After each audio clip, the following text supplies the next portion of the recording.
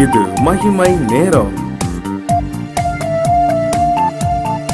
பிதாவாகிய தேவனாலும் கர்த்தராகிய இயேசு கிறிஸ்துவினாலும் உங்கள் எல்லாருக்கும் கிருபையும் இரக்கமும் சமாதானமும் உண்டாவதாக. வேதத்துக்கு நீங்கள் என்னவெல்லாம் செய்யலாம் என்று சொல்லி இந்த வாரத்தில் நாம் தியானிக்கிறோம். இந்த நாளிலே நாம் தியானிக்க போறது வேத வசனத்தை கொண்டு நீங்கள் உங்கள் வாழ்க்கையை, உங்கள் ஊழியத்தை கட்ட வேண்டும் என்று சொல்லி. வேத வசனம் நம்முடைய வாழ்க்கையை கட்டுகிறது. நம்முடைய வாழ்க்கையிலே அதை விதைக்க வேண்டும்.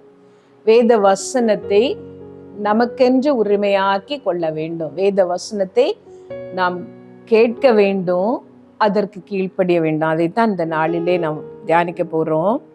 அதற்கு ஆதாரமாக நான் எடுத்துக்கொண்ட வேத வசனம் மத்தேயு 7ஆம் அதிகாரம் 24வது வசனத்திலிருந்து சில வசனங்களை நான் வாசிக்கிறேன்.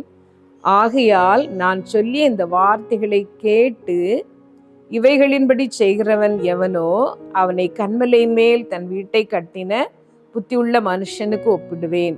பெருமழை சொரிந்து பெருவெள்ளம் வந்து காற்று அடித்து அந்த வீட்டின் மேல் மோதியும் அது விழவில்லை, ஏனென்றால் அது கன்மலையின் மேல் அஸ்திபாரம் போடப்பட்டிருந்தது. நான் சொல்லி அந்த வார்த்தைகளை கேட்டு இவைகளின்படி செய்யாதிருக்கிறவன் எவனோ அவன் தன் வீட்டை மணலின் மேல் கட்டின புத்தியில்லாத மனுஷனுக்கு ஒப்பிடப்படுவான். பெருமழை சொரிந்து பெருவெள்ளம் வந்து காற்று அடித்து அந்த வீட்டின் மேல் மோதின போது அது விழுந்து முழுவதும் அழிந்தது என்றார்.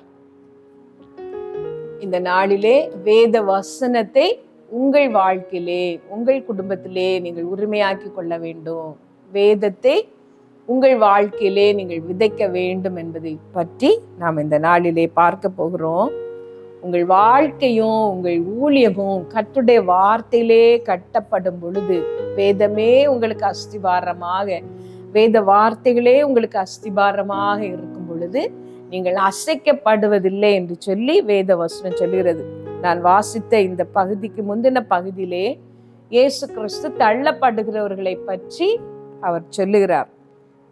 அந்த கடைசி நாளிலே அநேகர் என்னை நோக்கி கர்த்தாவே கர்த்தாவே உமது நாமத்தினாலே தீர்க்க தரிசனம் உரைத்தோம் அல்லவா என்று சொல்வார்கள். உங்களை நான் அறியேன் என்று சொல்லி நான் அவர்களிடம் சொல்வேன் என்று இயேசு கிறிஸ்து சொல்லுகிறார். வேத வசனத்தை விதைத்தவர்கள், வேத வசனத்தினாலே தீர்க்க தரிசனம் சொன்ன, வேத வசனம் அல்லாமல் தீர்க்க தரிசனம் சொன்னவர்கள், இவர்களை பற்றி ஆண்டவர் இங்கே சொல்லுகிறார். உமது நாமத்தினாலே தான் நாங்கள் தீர்க்க தரிசனம் சொன்னோம், எங்களை ஏற்றுக்கொள்ளும் என்று கேட்டுக்கொள்ளும் பொழுது அவர் உங்களை நான் அறியேன், ஒரு காலம் அறியேன் என்று சொல்லுகிறார். இதை பற்றி நாம் எசேக்கியேலிலே பார்க்கும் பொழுது ஒரு சில வசனங்களை நான் வாசிக்கிறேன் பாருங்கள். சமாதானம் இல்லாதிருந்தும் சமாதானம் என்று சொல்லி, எசேக்கியேல் 13வது அதிகாரத்திலே சமாதானம் என்று சொல்லி அவர்கள் என் ஜனத்தை மோசம் போக்குறார்கள்.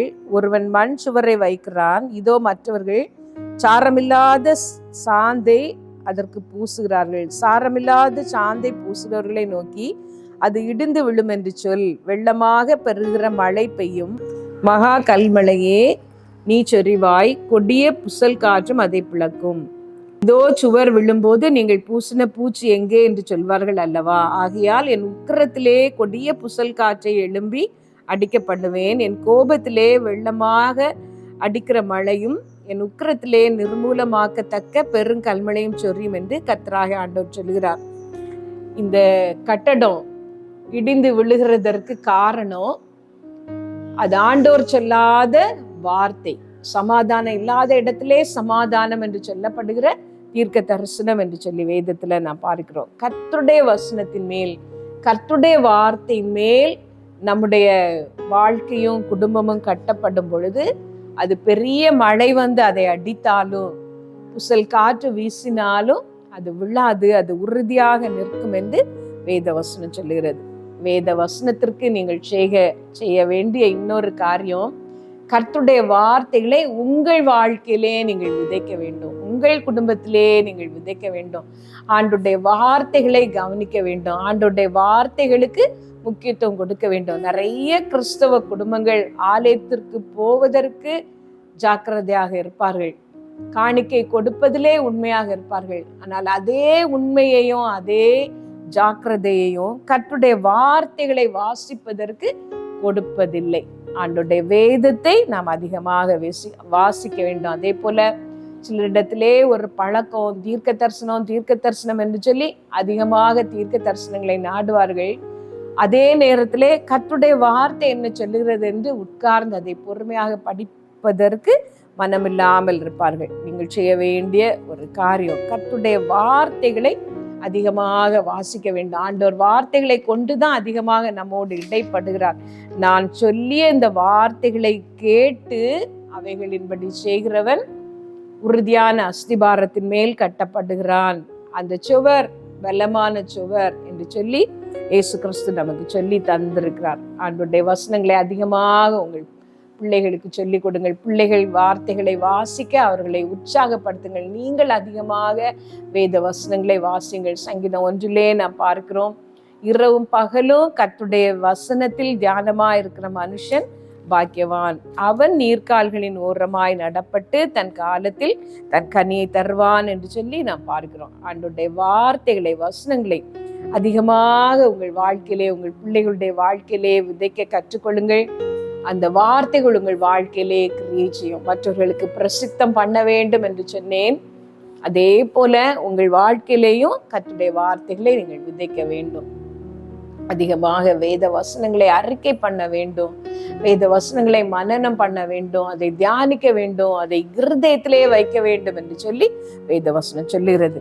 இந்த காரியங்களை நீங்கள் செய்யுங்கள். கர்த்தர் உங்கள் குடும்பத்தை ஆசீர்வதிப்பார். ஒரு நிமிடம் கண்களை மூடி, ஆண்டவரே, உங்களுடைய வேத வார்த்தைகளை யாருக்கோ எழுதப்பட்டது என்று நினைக்காமல் எங்களுக்கே நீர் தந்த வார்த்தைகள், நீர் எங்களோடு இடைப்படுகிற வார்த்தைகள் என்று சொல்லி அதை கருத்தாய் வாசிக்கவும், அதை நேசிக்கவும், அதை மனப்பாடம் பண்ணவும், எங்கள் வாழ்க்கையில அதிகமாக அந்த வசனத்தை வைத்து வைக்கவும் நீர் எங்களுக்கு உதவி செய்யும். ஆண்டவரே, நல்ல பொக்கிஷமாகிய எங்கள் இருதயங்களிலே உங்களுடைய வார்த்தைகளை வைத்து வைக்கிற கிருபை எங்கள் எல்லாருக்கும் தாரும். எங்கள் குடும்பங்களை ஆசீர்வதியும். இயேசு நாமத்துல ஜெபிக்கிறோம் எங்கள் நல்ல பிதாவே, ஆமென்.